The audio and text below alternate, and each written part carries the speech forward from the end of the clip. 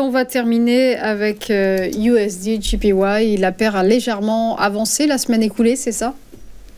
Oui, légèrement avancé, mais finalement, alors là, pour le coup, il y a 2 semaines, ensemble, on parlait de cet effet de carry trade avec potentiellement des pauses. On n'a même pas eu de pause. Là, pour le coup, on a toujours l'effet carry trade. Et en plus, l'effet carry trade sur USD JPY, il s'amplifie. C'est comme si les choses continuent à s'emballer, puisqu'on monte, on a dépassé les 160 très clairement. Et là, désormais, on a comme prochain chiffre rond en ligne de mire les 162.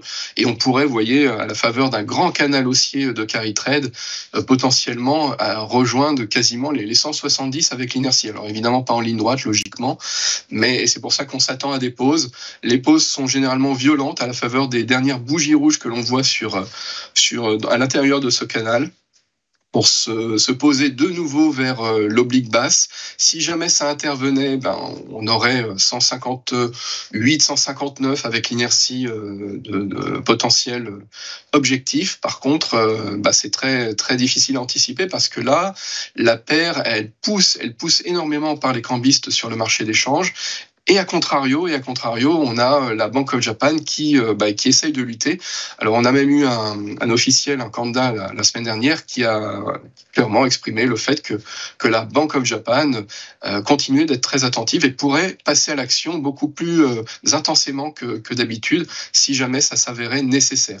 Donc là, les 162 vont être très, très regardés et potentiellement, on ne devrait pas monter en ligne droite parce que la Bank of Japan devrait logiquement intervenir à la faveur donc d'une sorte de bougie rouge qui pourrait être marquée sur cette paire.